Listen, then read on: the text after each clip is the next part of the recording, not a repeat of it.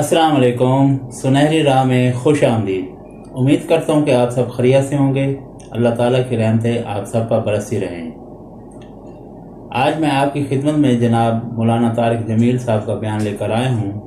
جیسے کہ آپ کو معلوم ہے 10 محرم آنے والا ہے، تو 10 محرم حقیقت میں کیا ہے، اسی پر جناب مولانا طارق جمیل نے بیان دیا ہے۔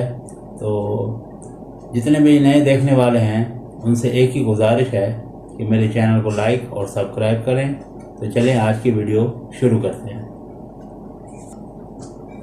10 محرم بھی ایک داستان ہے، یہ داستان نہیں ہے، یہ سبق ہے۔ یہ داستان نہیں ہے، یہ سبق ہے، یہ پیغام ہے، یہ قربانی کی لا زوال مثال ہے۔ لوگ شہید ہو کے عزت پاتے ہیں، اور میں کہتا ہوں حسین نے شہادت کو عزت عطا کر دی۔ لوگ شہید ہو کر عزت کا تاج سر پہ سجاتے ہیں، لیکن حسین نے شہید ہو کر شہادت کے سر پہ عزت کا تاج سجا دیا۔ لوگ قربان ہو کر بڑے بنتے ہیں، اور حسین نے قربان ہو کر قربانی کو بڑا بنا دیا۔ لوگ اللہ کے نام پہ لٹ کر پٹ کر مٹ کر وہ کامیابی کے ترانے، کامیابی کے زینے طے کرتے ہیں، اور حسین نے لٹ کر پٹ کر مٹ کر اور اپنے آپ کو فنا کر کے کامیابی کو عزت کا مفہوم پہنا دیا، عزت کا لباس پہنا دیا۔ اس لیے تو میں اپنی طرف سے لفاظی نہیں کر رہا ہوں، میرے نبی نے کہا جنت کے سردار ہیں حسن اور حسین۔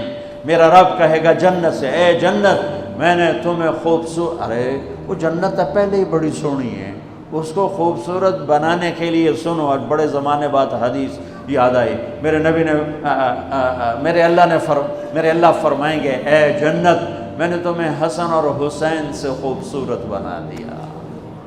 شہادت کو حسین نے خوبصورت بنایا، قربانی کو آل رسول نے خوبصورت بنایا، کامیابی کو آل رسول نے مفہوم پہنایا۔ اللہ کے نام پر مر مٹنے کے لازوال معنی سمجھائے۔ اللہ کو پا لینے کے لیے کہاں تک جایا جا سکتا ہے کر کے دکھایا۔ اللہ کو پا کر سب کچھ کھو کر کیا کیا جا سکتا ہے، کربلا وہ پیغام ہے۔ یہ صرف 10 دن کے لیے رونے دھونے کا پیغام، بے شک حسین کے لیے رونا بھی سنت۔ ہر شے کو بدعت نہ بناؤ۔ پانی دے۔ ام سلمہ سے آپ نے فرمایا، ام سلمہ آج ایک فرشتہ ملنے آ رہا ہے، بہت خاص، کسی کو اندر نہیں آنے دینا۔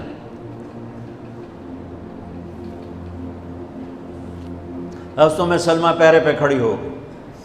تھوڑی دیر میں حسین آ گئے، چھوٹے بچے معصوم ابھی، اندر جانے لگے، انہوں نے روک دیا، وہ رونے لگے، وہ روئے تو انہوں نے چھوڑ دیا۔ تھوڑی دیر کے بعد اندر سے میرے نبی کے زور سے رونے کی آواز آئی، زور سے رونے کی آواز آئی۔ ام سلمہ رہ نہ سکی، بھاگ کے اندر گئیں، تو آپ نے کیا دیکھا؟ آپ نے حسین کو یوں سینے سے چمٹایا ہوا تھا، اور ایسے ہل کے رو رہے تھے، ایسے بلک سسک کے رو رہے تھے، اور آپ کے آنسو آپ کے رخسار اور داڑھی پر کتر کر رہے تھے، اور آپ نے یوں بھینچا ہوا، ایسے دبایا ہوا تھا۔ تو حضرت ام سلمہ نے کہا میرے ماں باپ قربان یا رسول اللہ، کیا ہوا؟ آپ ایسے تڑپ کے کیوں رو رہے ہیں؟ تو آپ نے روتی آواز میں کہا، بہتے آنسوؤں کے ساتھ، کپاتے بدن کے ساتھ، کہ ام سلمہ یہ فرشتہ جو مجھے ملنے آیا تھا، یہ میرے بچے کو دیکھ کر کہہ رہا ہے کہ آپ کی امت اس بچے کو قتل کر دے گی، اور جہاں اس کا خون گرے گا وہ مٹی مجھے دکھائی ہے اس نے، کہ میں اس لیے اس پہ رو رہا ہوں۔ ابھی تو وہ شہید نہیں ہوئے اور رویا جا رہا ہے، تو ہم تو ان کی شہادت پہ روتے ہیں بھائی، ہم تو ان کی شہادت پہ روتے ہیں، اور یہ قیامت تک روتے رہے گی دنیا۔ قیامت یہ اللہ کا نظام ہے، اس نے کربلا کے واقعے کو یوں کر دیا جیسے ہر سال آج ہی ہوا ہے، آج ہی حسین شہید ہو رہے ہیں، آج ہی عبداللہ کا سر کٹ رہا ہے، آج ہی زینب کی چادر کو پھاڑا جا رہا ہے، آج ہی لاشوں کو گھسیٹا جا رہا ہے۔ وہ میں حیران ہوتا ہوں، ٹیپو سلطان سرنگا پٹم میں شہید ہوئے، دشمن کون؟ انگریز، کون؟ کافر۔ تو برطانوی لشکر نے ان کو توپوں کی سلامی دے کر دفن کیا اور عزت و احترام کے ساتھ دفن کیا، اور میرے نبی کے نواسے کی لاش کو ان کم بختوں نے کفن بھی نہ پہنانے دیا، جنازہ بھی نہ پڑھنے دیا، دفن بھی نہیں کرنے دیا۔ اگلے دن بنو اسد کے بارے میں پتہ چلا عمر بن سعد کو،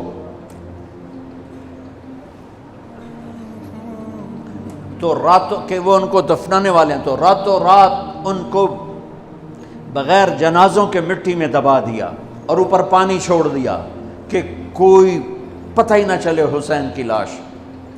بنو اسد کا بوڑھا آیا، اگلے جب پانی خشک ہو گیا وہ آیا اور اس نے مٹی اٹھا اٹھا کے سونگنا شروع کی۔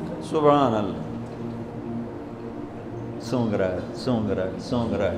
ایک جگہ کی مٹی اٹھا کے سونگا تو اس میں جنت کی خوشبو تھی، تو تڑپ کے بولا یہ میرے نبی کے نواسے کی قبر ہے، یہ میرے نبی کے نواسے کی مٹی ہے، کہ وہ جنت کے سردار تھے تو قبر بھی جنت کی خوشبو پھیلا رہی ہے اس کی۔ حالانکہ بن دیکھی بات ہے، کیونکہ انہوں نے راتوں رات ان کو دبا دیا کہ ان کا جنازہ بھی نہ ہو، لعنت ہو ان کی قبروں پر، ان کی ہڈیوں پر، ان کی روحوں پر، ان کی مٹی پر، ان کی خاک پر۔